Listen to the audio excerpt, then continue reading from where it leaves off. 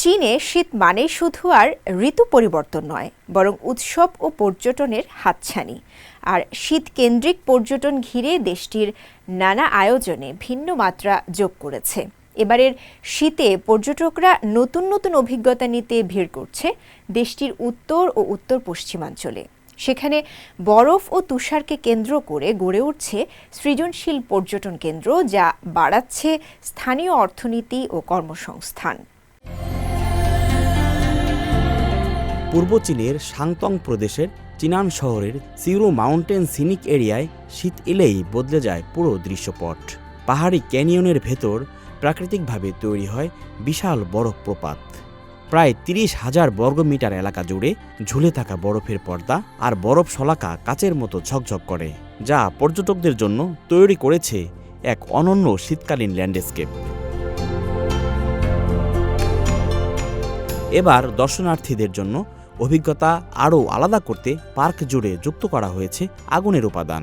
কয়েক ধাপ পরপর চুলা আর প্রতি ১০০ মিটারে কাঠের কেবিন, বরফ আর আগুনের মিশেলে তৈরি হয়েছে উষ্ণ ও রোমাঞ্চকর পরিবেশ। দর্শনীয় সৌন্দর্যের পাশাপাশি এখানে চালু হয়েছে ২০টিরও বেশি হস্তশিল্প স্টুডিও। পর্যটকরা নিজেরাই তৈরি করতে পারছেন স্যাশে, চকলেট সহ নানা স্মারক। শিশুদের জন্য আইসেলেজ ও স্নো টিউবিং পার্ক পরিবারগুলোর জন্য বিশেষ আকর্ষণ। নতুন বছরের পর থেকে এখানে দর্শনার্থী ও আয় দুটোই গত বছরের তুলনায় দ্বিগুণের বেশি বেড়েছে। উত্তর পশ্চিম চীনের নিংশিয়াং হুই স্বায়ত্তশাসিত অঞ্চলের ইনচুয়ান শহরেও চলছে আইস অ্যান্ড স্নোপাস মডেল। ইউএহাই লেকে বিশেষ লাল সুরক্ষা পোশাক পরে বরফ ঠান্ডা পানিতে ভেসে থাকার আইস ফ্লোটিং অভিজ্ঞতা দিচ্ছে ভিন্ন মাত্রার প্রশান্তি। সপ্তাহান্তে কাছাকাছি শহরে এসে এমন আরামদায়ক অভিজ্ঞতা নিতে ভালো লাগে, খুবই চাপমুক্ত লাগে।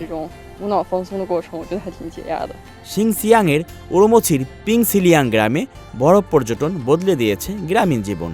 এক সময়ের দরিদ্র এই গ্রামে এখন ৮০% বেশি পরিবার হোমস্টে চালায়, আর পর্যটন থেকে আসে মোট আয়ের ৭০% বেশি।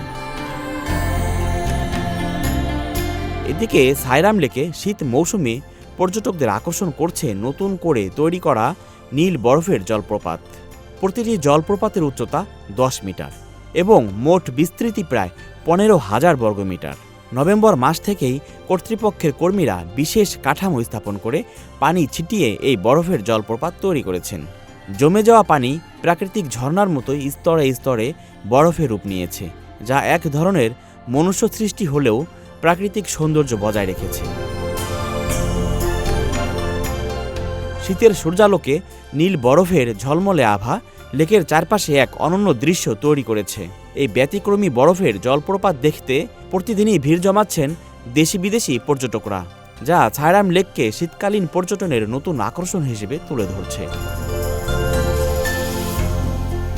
সোশ্যাল মিডিয়ায় ব্যাপকভাবে ছড়িয়ে পড়ার ফলে নীল বরফের এই জলপ্রপাতগুলো সাইরাম লেকে শীতকালীন পর্যটকদের জন্য নতুন মাস্ট সি গন্তব্যে পরিণত হয়েছে।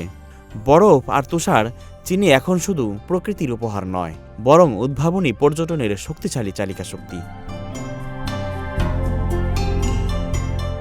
আল আমিন আজাদ, সিএমজি বাংলা।